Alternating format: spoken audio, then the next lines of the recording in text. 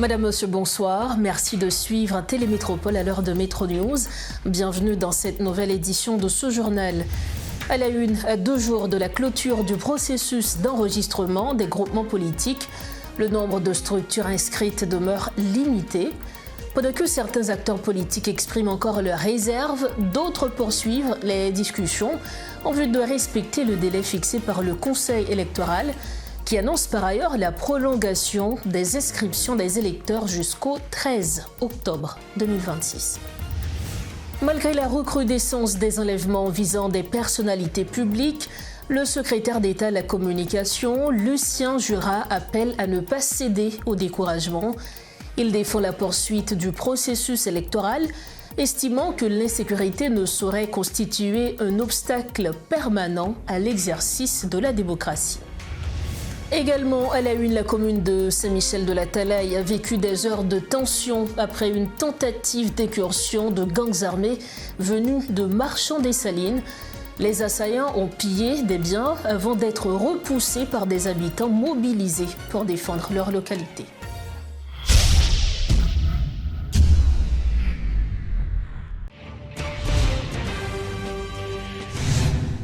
Bienvenue au développement des titres de l'actualité alors que le processus d'enregistrement des groupements politiques s'achève dans environ 2 jours. Peu de structures se sont fait enregistrer jusqu'à présent auprès du Conseil électoral. Parallèlement, certains acteurs politiques continuent d'exprimer leurs réserves sur le processus, tandis que d'autres affirment poursuivre les discussions en vue de se constituer en groupement politique dans le respect du délai fixé par le CEP. Entre-temps, le Conseil électoral annonce la poursuite des inscriptions des électeurs jusqu'au 13 octobre 2026. Suivez ce compte-rendu de Réti Fortuné. À 48 heures de la fin du processus d'enregistrement des groupements politiques, aucun empressement n'est constaté au niveau du Conseil électoral. Ce mercredi à la mi-journée, aucune structure ne s'est présentée au bureau du Conseil pour prendre part au processus qui approche pourtant de sa fin. Dans cette ambiance qui cache mal un désaccord de la part des acteurs politiques, les membres du CEP ont refusé de communiquer des données sur le nombre de groupements déjà inscrits.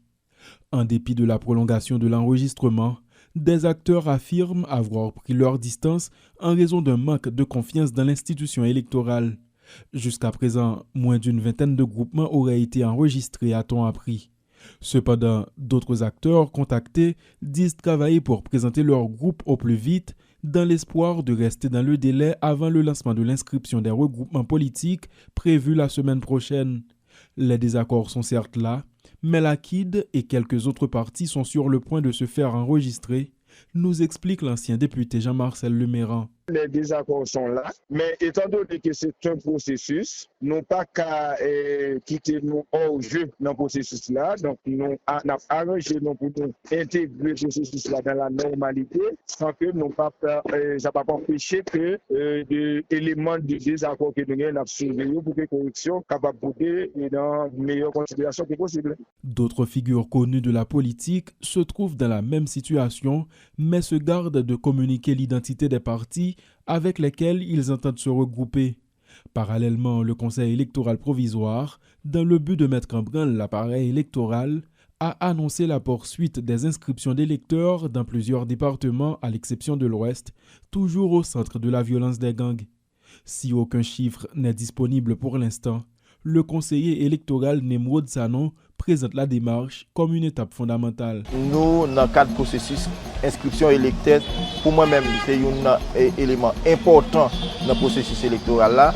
Et nous vraiment féliciter mon centre, nous qui apprécier l'activité, qui commence à faire diligence pour y inscrire et n'a pas encouragé tout le monde qui peut inscrire.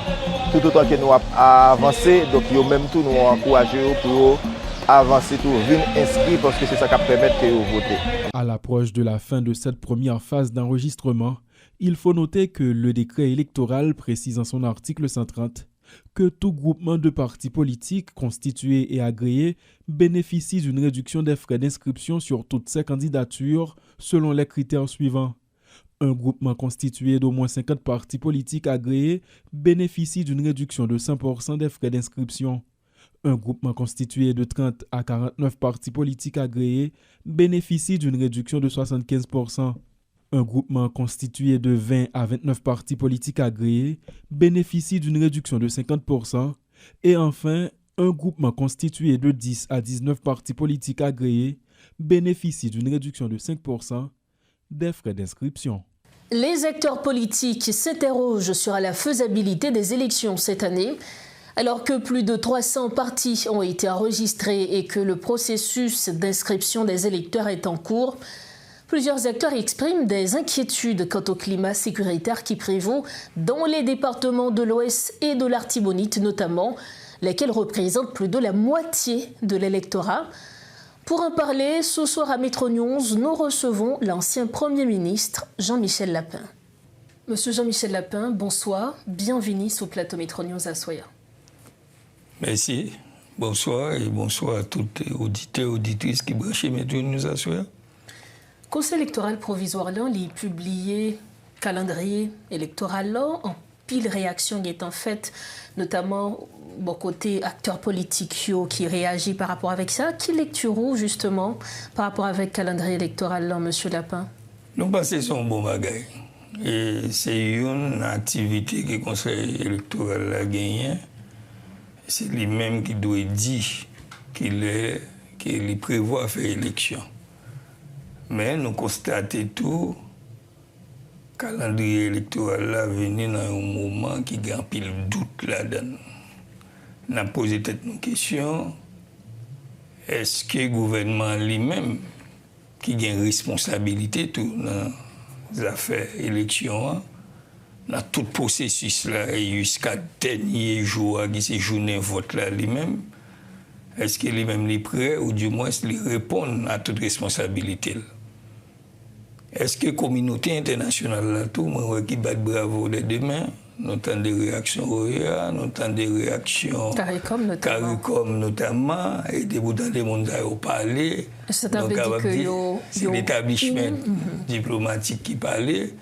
Donc, c'est messager qui est des bagages, c'est qui est au plus haut niveau de la diplomatie, d'accord. Et ce sont preuves que l'élection a fait année? L'élection doit être faite année, mais est-ce que les conditions sont réunies au maximum? C'est ça que je essayé d'expliquer tout à l'heure. Je dis à KIP arrive au côté lui-même, il a besoin d'engagement gouvernement, il a besoin d'engagement communauté internationale. Surtout dans les affaires de sécurité. Et inquiétude, nous, une action là que KIP a déclenchée, il est en plein là-dedans, c'est affaire et inscription des électeurs. Mais son bagage qu'a fait sans gouvernement. Vous dites sans gouvernement, dans quel sens? Une activité comme ça, KIP a fait sans gouvernement à travers l'Office national d'identification. Je dis à ce besoin qu'on ait qui côté déplacé, c'est à partir des cartes électorales qu'on ait qui côté. Donc selon vous-même, meilleur moyen, c'est d'acheter ensemble avec ONI pour faire ça au lieu d'aller faire enregistrement électeur, j'en ai fait dans plusieurs départements? Non, parce qu'il n'y a pas qu'à faire sans ONI. Parce que déplacer, les gens qui quittent l'ouest, qui le sud-est, qui le grandance, ils n'ont pas nécessairement les courir, ils courent avec carte électorale. Nous entendons les gens qui disent qu'ils ont perdu tout à fait. Donc, je dis à le gouvernement à travers ONI a une responsabilité dans ça. Pour effectivement, est-ce que dans la zone côté OIA, direction départementale ONI dans le sud-est, il y a une capacité pour lui réimprimer 4 personnes pour lui. Parce que c'est une bagarre qui est déterminante, ce n'est pas le fait qu'on a présenté dans ça. Deuxième bagarre encore pour noter, et c'est le gouvernement qui a aidé à faire ça. Et côté bureau, qui proximité bureau d'enregistrement, il a gagné un coût. Il faut que nous ne pas négliger l'approche économique question. Il y a des gens qui ont oublié de payer moto, puis aller dans le bureau. Est-ce que les gens ont intérêt pour aller dépenser coblé pour aller? Donc, nous manquons de communication. Et c'est ce gouvernement qui a aidé KIP à supporter KIP dans la dynamique là, qui permettent effectivement que 5 ou bien 6 millions de gens qui ont l'âge pour voter capable d'enregistrer. Donc sinon, nous risquons, dans la fin du processus là, nous retrouvons à 200 000 personnes, 300 000 personnes qui sont inscrits et des pas inscrits pas qu'à voter. Donc au départ, crise de légitimité a été posée bien avant l'élection. Pendant parler de questions enregistrement électoral, plusieurs acteurs politiques qui estimaient que c'est temps processus a fait passer. Donc le fait qu'il y a enregistré électoral, c'est tout simplement pour perdre du temps, pour prendre temps toujours pour rouler monde, et puis pour rien pas fait au final. Non, moi je pense que, j'aime dire tout à l'heure, le processus est déterminant. Parce que je dis, est-ce qu'on a exclu un monde qui était dans l'Ouest, qui est dans la grandance, et qui gens que non le va sortir pour le voter dans l'Ouest pendant qu'il est dans la grandance. Donc, moi, je pense qu'il était qu'à modifier le processus. Manière là. Donc, il était doué, le processus a été doué seulement pour les gens qui sont déplacés. Mais, ce n'est pas qui était fait bien avant l'élection. Je me demande comment on a une délégation qui n'ont provinciaux, non département, ou bien des gens qui viennent sur qui pas mon zone, que délégation pas de temps anticipé pour enregistrer tout le monde. Donc c'est un travail qui est supposé faire bien avant. Par notamment l'autorité locale qui par autorité locale. Parce que moi-même pas délégué dans le département pour que les gens qui rentrent pour ne pas au courant que les gens allaient rentrer, mais qui est lié, mais qui côté l'habiter. Bon, une raison qui fait que tout déplacement, ça on connaît bien, c'est situation sécuritaire là. Et situation sécuritaire là qui était au cœur de questions élections. Donc, le marché de pair, donc rétablissement sécurité, élection, puisqu'on a parlé de élection. Donc, est-ce que vous pensez que 13 décembre, que Conseil électoral provisoire mettait dans le calendrier pour organisation premier tour là, la KKB par rapport avec contexte sécuritaire là? C'est là que nous avons essayé de comprendre la dynamique là, et calendrier et responsabilité. Et les m'a regardé et qui est content et bat bravo communauté internationale là, il y a des déclarations et responsable et force de répression gang qui dit que eux même là ils signé un accord avec le gouvernement et ils en plein là dans l'opération. Donc nous espérons que si nous avons fié à la déclaration de M. Stofides. Oui, Jacques Stofides. Et donc, ça t'a dit là, dès demain, donc, nous allons sentir effectivement qu'il y a un support international pour qu'il porte réponse dans les affaires d'insécurité. Donc, partant de cette réalité, nous avons dit que le 13 décembre, il est possible. Les KKB. Mais qu'en est-il de zones, départements qui sont occupés par gangs? Si on apprend d'ailleurs déjà le processus électoral là, il n'est pas lancé dans tous 10 départements, c'est la première chose. Et deuxièmement, gagner de situations notamment au niveau de Mirbalais qui a développé. Côté que gang dit, mais ça que me voulait, effectivement, c'est ça qui est fait. Donc, dans le cas ça, avec l'élection qui va approcher, est-ce qu'on ne pas risquer un bon monde qui est élu, mais c'est le monde que gang voulait mettre et c'est gang qui mettait. Là, nous n'avons pas qu'anticiper pour nous dire qui ça et FRG va le faire. Mais nous notons que dit qu'il est capable d'agir pour compte, il y a un mandat pour ça. Mais pourquoi il y a effectif là, non? Et est-ce qu'il y a besoin de 10 000, 15 000 hommes pour commencer? Et moi, j'entends des responsables FRG qui parlaient de logistique en termes d'équipement qui est assez considérable. La Palido, il y a gagné un équipement qui a un rapport à la mer.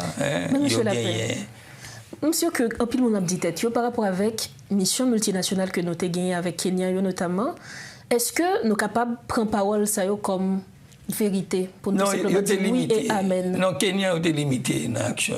Kenya, vous avez pression ça avec FRG? Non, parce que les Nabgade dit au cas pour continuer. Kenya, tout est dit au capable de rétablir sécurité. Légalement, il n'y a pas de gain. Kenya, d'après ça, me comprendre, ou bien ça que d'appli dans l'accord signé avec eux, ils dépendent de la police. C'est la police qui doit utiliser dans un plan de sécurité. Donc, nous avons imputé ça à la police. Qui pas utiliser Kenya à bon escient. Mais je dis à travers la résolution, nous notons, il y a encore responsable FRG a dit nous, il y a un mandat de agir pour compte, il y a un mandat de agir avec la police, il y a un mandat de agir avec les forces armées d'Haïti. Ça, c'est plus gros qui gagne dans la dynamique. Ça veut dire officiellement, international, là, d'accord que nous avons l'armée. Pour moi-même, c'est une gros qui gagne dans sa fait là. Donc, nous pas qu'à mettre dans la tête, nous, que nous pas le dire, mais ça va le faire. Là, on a parlé d'une dynamique de défense nationale. Donc, responsable FRG va me dire, mais qui ça va le faire? Mais nous espérons. Très optimiste quant à résultat que FRG en Cap-Bay. On va comme ça. Là, on a parlé d'une résolution qui prend au niveau des Nations Unies, qui gagne un pile pays, un pile engagement qui prend. Donc, il est obligé de faire un bagage qui est différent de Kenya. Donc, si je comprends bien, en résumé, nous tout simplement quoi que FRG1 a aidé sécurité rétablie avant période d'élection arrivée, notamment avant premier tour qui a fait 13 décembre. L'essentiel. Il faut qu'ils soient engagés. Et hier, le responsable a dit que à partir des signatures accords là, ils prennent l'engagement et ils prennent le public. Bon, il n'est que d'attendre. Il n'est que d'attendre. Oui. Monsieur Jean-Michel Lapin, merci en pile. Merci pour disponibilité à Metro News à Soya. C'est moi pour remercier nous et à bientôt. Oui, à bientôt. Merci encore. Voilà donc les précisions de l'ancien Premier ministre Jean-Michel Lapin. Il était l'invité de Metro News ce soir. Merci de votre fidélité à Metro News. Une vive tension a régné le mardi 28 juillet à Saint-Michel-de-la-Talaye, dans le Haut-Artibonite, à la suite d'une tentative d'incursion de gangs armés. Les assaillants venus de Marchand-des-Salines ont semé la panique à Mormont, une section communale de la région. Leur irruption a provoqué la fuite des commerçants et s'est soldée par le vol de marchandises, d'un véhicule et de plusieurs téléphones portables. La population a réagi rapidement pour faire face à cette menace. Des citoyens ont érigé des barricades afin de bloquer les principaux axes routiers et sont parvenus à repousser les bandits armés hors de leur localité. Comme annoncé en titre, le secrétaire d'État de la Communication, Lucien Jura, refuse de céder au découragement. Malgré la multiplication des récents enlèvements visant de hauts dignitaires de l'État, il introduit le concept d'optimisme réaliste, une posture qu'il situe entre le pessimisme et l'illusion pour justifier la poursuite du processus électoral. Selon lui, l'insécurité ne peut plus servir de prétexte ultime pour bloquer le fonctionnement de la démocratie. Les propos du secrétaire d'État de la Communication, Lucien Jura. Moins qu'on ça veut dire, yon moun, même s'il t'est passé une journée privé de liberté en captivité dans le cadre de kidnapping. Son journée qui est équivalent peut-être 10 ans. Tellement de questions la poser tête li. Et c'est ça que je me dis. L'homme qui est passé dans le couloir, ça, soit vivre 70 ans, qu'on était là pour vivre 80 ans. Ou pas capable de vivre toute vie entièrement. Tellement traumatisant, tellement son bagage qui est effroyable. L'homme sorti dans le couloir, ça, m'a comprendre que toute famille au monde, qui remonte dans le premier cercle, dans le deuxième cercle, dans le troisième cercle, il y a vivre un cauchemar dans le niveau payo. Pas possible. Parce que y a demandé à chaque instant, si vous mourrez, qui ça y a fait parce que n'y a pas de cabane, yon rançon que vous va même posséder. Caille liquidé, caille pas gain prix encore, machine pas gain prix, montre tout ce qu'on a joindre, ou a demandé prêter tout partout, ou a escompter et gain des parents qui même aller pour dire prendre pito, la gué petite moi. Il y a un instant, ce que je veux dire, si tout n'est pas rose, mais tout n'est pas aussi noir aussi que certains le disent. J'en veux pour preuve. je dis, dans Solino, gagner des efforts qui a fait pour que la vie reprenne Jean Théier en vent. Centre-ville de Port-au-Prince, ou même avec moi, Wendel, qui connaît la donne, qui te vive la donne, je ne peux pas venir camper là pour me dire que tout va bien. Mais il nous faut admettre qu'il y a un effort qui est fait pour que la vie reprenne progressivement à Port-au-Prince. C'est le cas à Gressier également.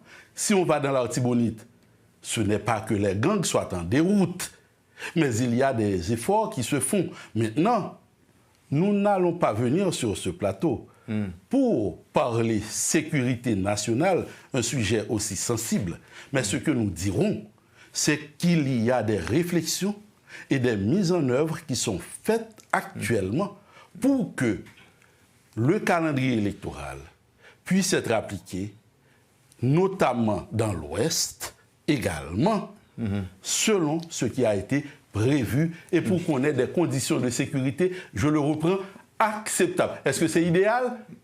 Pas, peut-être, mais acceptable. Autre dossier à Métro News, l'intelligence artificielle peut améliorer la qualité des services publics, renforcer la transparence, optimiser les finances publiques, soutenir les agriculteurs et moderniser les hôpitaux, entre autres, estime le PDG du groupe Croissance, Kessner Farrell.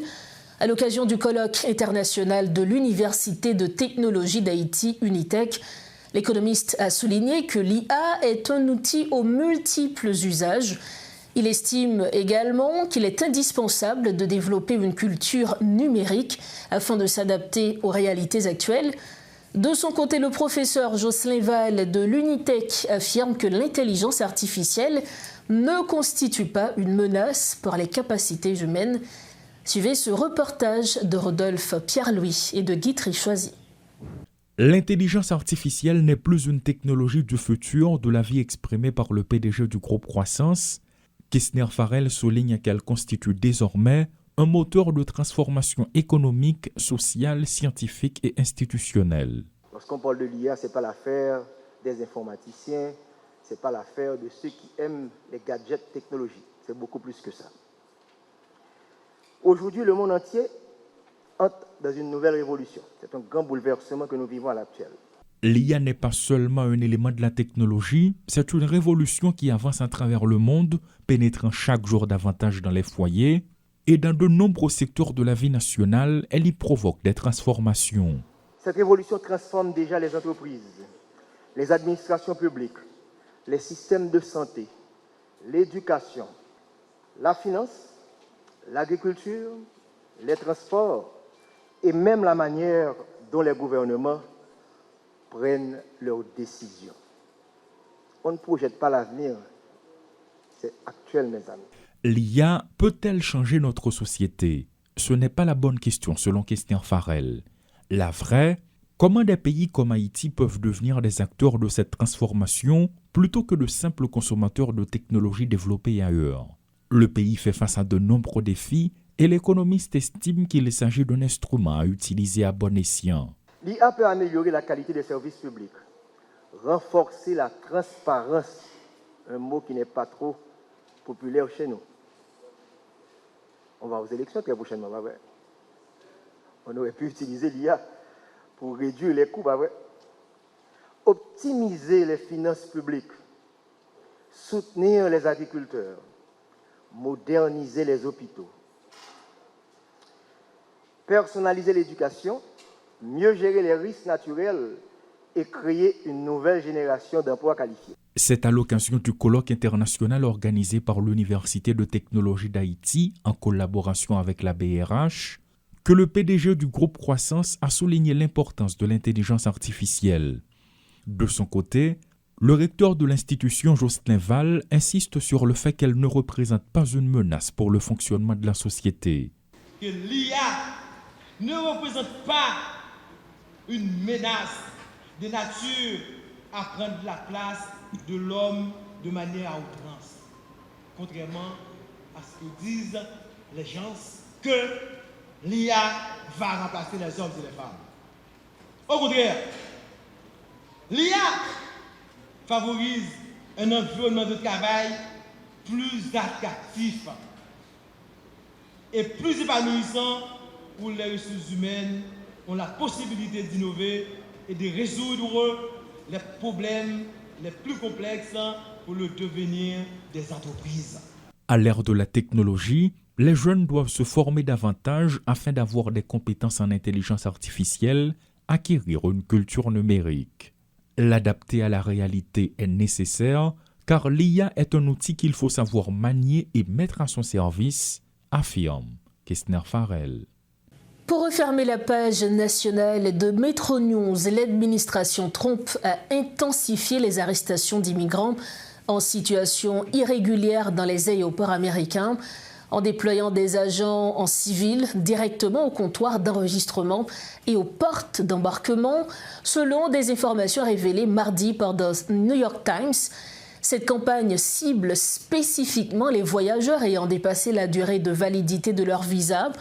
Au cours des dernières semaines, des agents de l'immigration sont intervenus dans 15 aéroports du pays pour interpeller des ressortissants de plus d'une douzaine de pays, parmi lesquels figurent des conjoints de citoyens américains ainsi que des employés du secteur technologique. Ces opérations reposent sur un accord de coopération entre la Transportation Security Administration et l'ICE, le département de la sécurité intérieure, DHS, qui supervise cette campagne, affirme travailler activement pour empêcher les étrangers en situation irrégulière d'embarquer sur des vols commerciaux, à moins qu'ils ne choisissent de quitter volontairement le pays. Le DHS n'a toutefois pas précisé le nombre exact d'interpellations effectuées et n'a pas confirmé si ce programme d'arrestation avait été officiellement étendu.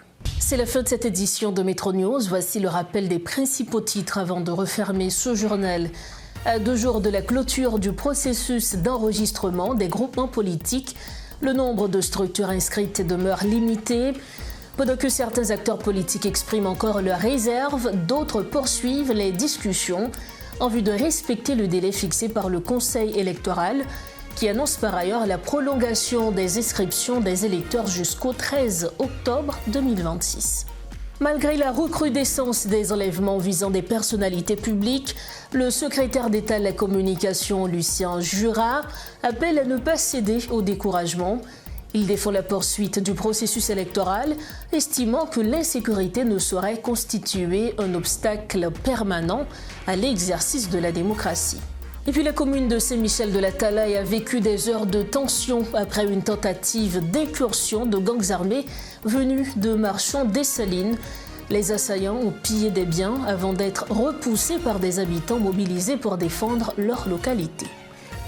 Voilà ce qui met fin à cette édition de Metro News. Merci infiniment de l'avoir suivi.